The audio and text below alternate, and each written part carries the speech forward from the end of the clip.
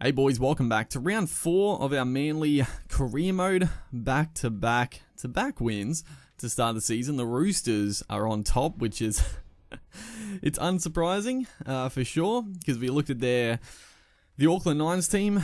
It looked like they had literally the same lineup, but they also had a Asafa Solomona, so looks like they're going to be the favourites this year as well on the game.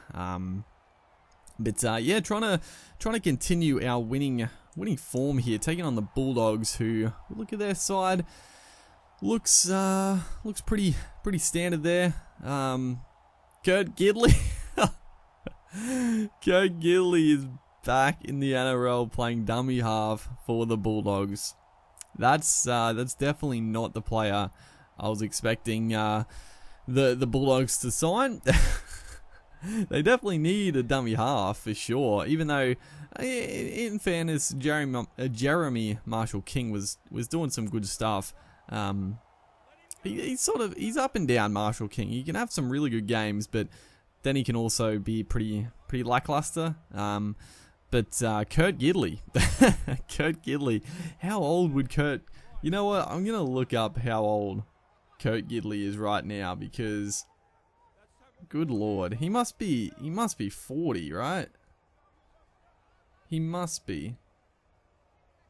Let's have a quick look here, but yeah, a bit of a high shot there. Zach Lomax coming in. He's 37 years old. He's actually not as old as I thought he would be. 37. I mean, Cameron Smith's 36. Paul Gallen 36, or is Gallen 37 or 36? We've had some, we've definitely had some players that have played for a long time. So yeah, it's I don't know the longevity of players is right. Remus Smith, what are you doing, bro? He was straight through, but he kicked it. He kicked it dead. He must have been in the process of kicking it, and then he stepped around and put it dead. That was a big blow for the Bullies. So 0-0 still. We haven't really had too much possession, but we finally get a chance here. Beautiful passing, almost Ruben Garrick down the sideline, but pretty good defense out wide there from who was that out there? Hopewade, I think maybe. Hopewade and John Olive, who had a couple of games with the Dogs, but didn't really play that well. John Olive, he was sort of he's a player that had a lot of potential coming through the grades, but whether or not he's an NRL standard player, debatable. He looked all right. Like he started the Titans for a couple of games, or did he move to the Titans after the Bulldogs? Am I getting mixed up here? Is Dylan Walker? He's gonna palm away from a defender. Who's that coming across? Who was that? Lachlan Lewis? But Dylan Walker's going to open proceedings. But John Olive, is he at the Dogs now? Or did he...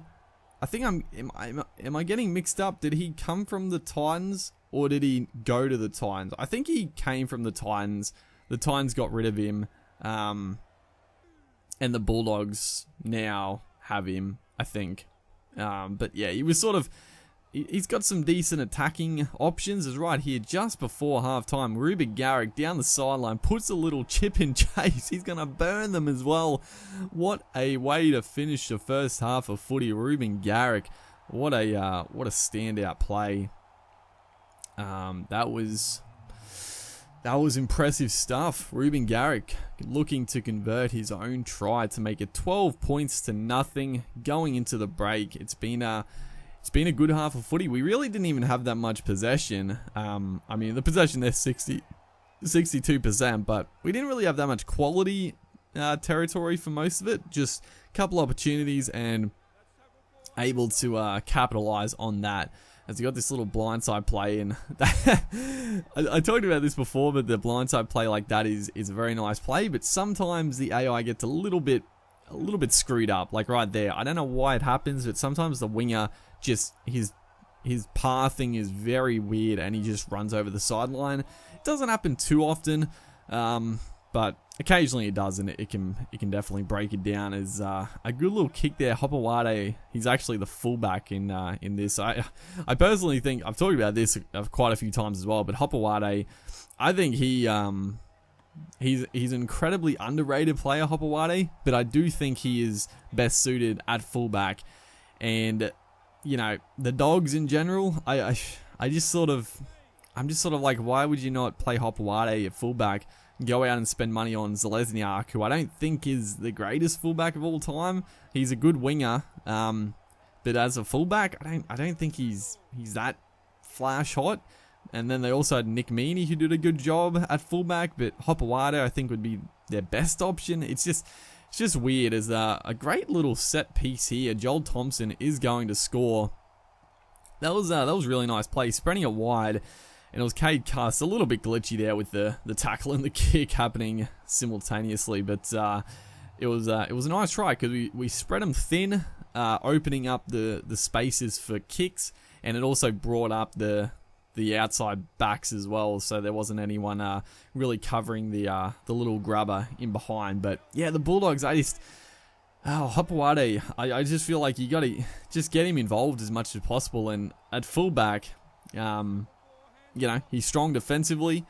He's he's not the quickest. He's not the quickest, and I guess if you want that short, sheer pace, like I think Nick Meaney, Zalesniak probably is better suited for that. But yeah, just the ability to set up tries and just create a bit more in attack, I think is crucial. But right here, looking to spread it off the scrum, a bit of a misstep right there, and it's going to give the Dogs a chance to get off the duck egg late in this game. I just always do this, dude. We're in a good spot to keep a team to 0, and then we'll just gift a little error. As Tuamunga, did he get there? He didn't. How on earth did he not get there? And then Lachlan Lewis. Oh, he kicked it. He could have scored as well. So the Dogs have shot themselves in the foot a couple of times for sure. As Aiden Tolman now gets through, he beats another one.